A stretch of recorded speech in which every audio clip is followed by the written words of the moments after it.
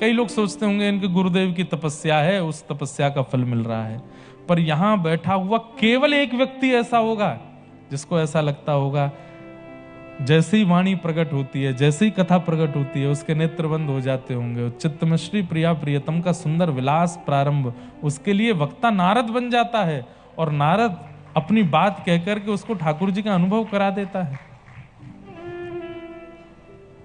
नारद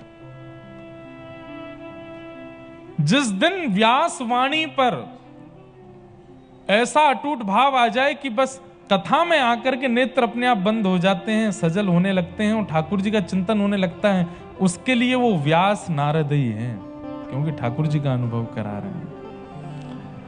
नारदो देव दर्शन। तो श्री नारद जी महाराज गए इंद्र के पास, इंद्र को जाके बता दिया तुम्हारी पूजा बंद हो गई है। इंद्र ने अच्छा मेरी पूजा बंद कर दी ब्रजवासियों ने? बोले हाँ, ये 7 वर्ष का बालक, इसको मैं बहुत दिनों से भगवान समझ रहा था, इसके प्रति मेरे को ऐसा लग रहा था नारायण ही बालक के रूप में गए हैं, परंतु ये तो नीचे जाकर के हमारा पत्ता साफ कर रहा है, ये तो हमारी यजमानी खत्म कर रहा है नीचे जाके। ये परमात्मा नहीं है, ये निश्चित ही कोई बहलूपिया है, परमात्मा का झांसा देकर के नीचे जाकर के हम सब देवताओं की पूजा बंद करवा देगा। अभी बताता हूं इसको, सोचिए।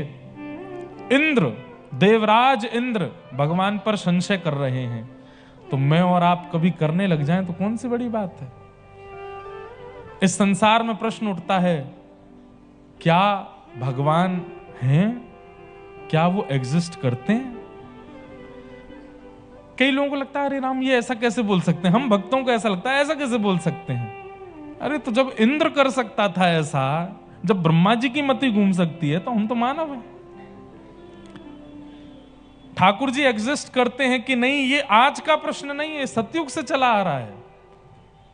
उस समय हिरण्याक्ष को भी लगता था कि भगवान नहीं है, त्रेता में रावण को लगता था कि भगवान नहीं है, द्वापर में इन सबको लगता था कि भगवान नहीं है, और कलयुग में भी कई लोगों को लगता है कि भगवान नहीं है। इसलिए करने दीजिए उनको, बताने के लिए ठाकुर जी कभी ना कभी आएंगे। अपना अस्तित्व और अपनी उपस्थिति उनको दर्ज कराने की आवश्यकता नहीं है। कई बार कई लोग कहते हैं इतना कुछ हो रहा है संसार में, ठाकुर जी कहां चले गए, भगवान कहां छुप के बैठा है, क्यों नहीं आता। और ये बोलने वाले वही लोग हैं जिन्होंने कभी भगवान का नाम नहीं भजा। इस तरीके से जो हल्ला मचाते हैं ना, कितना कुछ चल रहा है संसार में, क्यों नहीं आते भगवान, क्यों देख रहे हैं। तुमने पुकारा, जो पुकारते हैं वो कभी नहीं कहते कि क्यों नहीं आते भगवान। उनको पता है कि भगवान यही है, उनको पता है कि ठाकुर जी सब लीला कर रहे हैं। जिन्होंने कभी पुराण नहीं पढ़े, कभी नाम नहीं जपा, कभी कथा नहीं सुनी, सबसे ज्यादा हेट स्टेटमेंट्स वही लोग देते हैं, कभी कथा नहीं सुनी। तो मेरे को तो लगता है जब इंद्र की मति घूम सकती है तो मानवों की क्यों नहीं। इंद्र ने मेघमालाओं को आज्ञा कर दी, जाओ जाकर के ब्रजमंडल पर इतनी वर्षा करो कि पूरा ब्रजमंडल डूब जाए, नामो निशान खत्म कर दो 84 कोस का। और कौन सी मेघमालाएं भेजी? जो प्रलयकालीन समय पर आती हैं, सांबर तक मेघ, उनको भेज करके कहा जाओ जाके बरस जाओ। सांबर तक मेघमालाएं आकर के गड़गड़ करके आकाश में बादल गरजने लगे, बिजली कड़कती है तो उसकी आवाज इतनी तेज थी कि कान के पर्दे हिलने लगे ब्रजवासियों के। खतरनाक माहौल कर दिया इंद्र ने। त्राही माम, सब ब्रजवासी बोले हम तो पहले ही मना कर रहे, या छोरा की बात में मत आओ, और ये नंद जी को छोरा यानी हमारी इतने वर्षों से चली आ रही पूजा बंद कराए दई।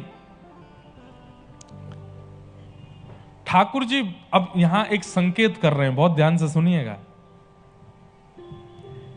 भक्ति में सबसे बड़ी जो रुकावट आती है वो इसी रूप में आती है कि सब कुछ अच्छा चल रहा है तो आपका भजन बढ़िया चल रहा है, लेकिन एक चीज अगर नेगेटिव होती है तो सबसे पहले ठाकुर जी के प्रति अविश्वास हो जाता है। ठाकुर जी, हम इतना भजन करते हैं, कथा सुनते हैं, नाम जप करते हैं, परिक्रमा करते हैं, तिलक लगाते हैं, सब कुछ करते हैं, किसी के साथ छल कपट नहीं करते, हमारे साथ फिर भी ऐसा करने, भगवान है ही नहीं। अविश्वास। ब्रजवासियों के चित्त में जब अविश्वास आया, ठाकुर जी बोले इस अविश्वास को दूर करने के लिए मुझे कुछ करना पड़ेगा। आकाश में गड़गड़ करके बादल जब बरसने लगे, ठाकुर जी सब ब्रजवासी, अरे रुको तो सही, जिनकी शरण में आए उन पे भरोसा करो, वो रक्षा करेंगे। अरे लाला जी गिरिराज बाबा कोई रक्षा ना करेगा हमारी, अब तो हमें भागना ही पड़ेगा, कहा बताएं हमारे कर्म फूटे ऐसे, तेरी बात मान के हम यहाँ आ गए। सब ब्रजवासी दौड़ने लगे। तब ठाकुर जी बोले अब प्रभाव दिखाना पड़ेगा। और गिरिराज जी को प्रणाम करके एक तरफ से ठाकुर जी ने दोनों भुजाओं से अधर कर दिया, गिरिराज जी को भीतर प्रविष्ट करके अपनी बाम भुजा के कन्नी उंगली के नख के ऊपर जैसे ही 7 कोस लंबे चौड़े गिरिराज पर्वत को ठाकुर जी ने धारण किया, मधुमंगल, श्रीदामा, तनसुखा, मनसुखा, धनसुखा, सुबल आदि सब ठाकुर जी के सका हल्ला करने, अरे लाला ने पहाड़ उठा लियो, लाला ने गिरिराज उठा लियो, लाला ने गोवर्धन उठा लियो। चारों तरफ मेघमालाएं ऐसे गिर रही थीं, ब्रजवासियों के पास और कोई रास्ता नहीं बचा, सब गिरिराज जी के नीचे आ गए और सब एक टक बिना पलक झपकाए ठाकुर जी को देख रहे हैं। एक शिला के ऊपर ठाकुर जी खड़े हैं, बोलो गिरवरधारी गोपाल की। अपने नख के ऊपर ठाकुर जी ने गिरिराज जी धारण किए। गिरिराज जी में हनुमान जी रहते हैं। कृष्ण लीला का अनुभव करने के लिए श्री हनुमान जी महाराज गिरिराज जी में रूप बदल के रहते हैं। किस रूप में रहते हैं? पूछरी के लौठा, पूछरी के लौठा के रूप में। अच्छा, ये कोई नाम नहीं है उनका, बहुत ध्यान से सुनो, इधर देखो। गिरिराज जी जो हैं वो गैया की आकृति में हैं।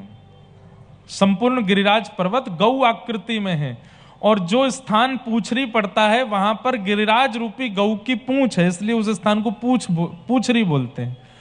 और वहां जो पूरे 24 घंटा पड़े रहते हैं उनको बोलते हैं लौठा, इसलिए उनका नाम पड़ गया पूछरी के लौठा। ठाकुर जी जब गैया चराने के लिए गोवर्धन जाते थे तो बड़े पहलवान जब हनुमान जी उन्होंने देखे तो ठाकुर जी बोले भैया तुम बड़े पहलवान हो। तो हनुमान जी मुस्कुरा गए। अंदर ही अंदर तो सब जानते हैं कि यही राम है, मैं हनुमान हूं। लेकिन सब सखाओं के संग ठाकुर जी जब गए तो हनुमान जी बोले अरे बालकों चलो आ जाओ अखाड़े में, तुम्हें पहलवानी सिखाऊं। मधुमंगल सीताम बोले हम तो सबरे बिल्कुल चोखे हैं, या लाला को सिखाओ। बड़े बड़े राक्षस आते रहे, ये न हत्तो कट्टो रहना चाहिए। सो ठाकुर जी पहलवानी सीखते हैं हनुमान जी से गिरिराज जी में। आज जब ठाकुर जी ने गिरिराज जी उठाए तो हनुमान जी भी थे वहां पे, पूछरी के लौठा भी थे वहीं पे, वो भी 56 भोग पधरा रहे थे। तो जैसे गिरिराज जी धारण किए, बीच में ठाकुर जी खड़े हैं। अब गिरिराज जी कभी इधर को जावे कभी इधर को जावे, ऐसे ठाकुर जी के ऊपर डोल रहे हैं गिरिराज जी। तो जहां की तरफ गिरिराज जी झुके वहीं की तरफ से ब्रजवासी अपनी अपनी छड़ी लगावे ऊपर। अब ब्रजवासियों की छड़ी से 7 कोस लंबा चौड़ा गिरिराज ऊपर जाएगा। 21 किलोमीटर लंबा पर्वत छड़ियों से ऊपर होगा। तब ठाकुर जी ने इशारा किया हनुमान जी से, तुम जाओ। हनुमान जी आ जाते, सब अरे पूछरी को लौटा आगो, पूछरी को लौटा आगो, जे करेगो, पहलवान तो है ही। हनुमान जी अपनी भुजा जैसे ही ऊपर करते तो महाराज गिरिराज जी ऊपर जाने लगते। सब ब्रजवासी बोलते पूछरी के लौठा की हुप हुप प्यारे। जैसे ही गिरिराज जी ऊपर हो जाते, क्या बात है बंसी वारे, शाबाश, आनंद कर दियो लाला, तेने आनंद जमाए दियो। ऐसे पूछरी के लौठा। जैसे ही थोड़ी देर में गिरिराज जी बिल्कुल स्टेबल हो गए, अब ना डोल रहे ना हिल रहे, बीच में ठाकुर जी खड़े। सब ब्रजवासियों ने बड़े डेडिकेशन के साथ अपनी अपनी छड़ी लगाई ले नीचे, और आसपास हिलियो मत, मेरी छड़ी मत हिलाई दियो, गिरिराज जी टिक रहे हैं यहाँ पे। सैकड़ों ब्रजवासियों ने अपनी छड़ी लगा रखी है। ठाकुर जी खड़े हैं। ठाकुर जी बोले अरे भैया जी क्या कर रखो तुमने? लाला छड़ी लगा रखी है हमने, गिरिराज बाबा टिक गो इन पे ही।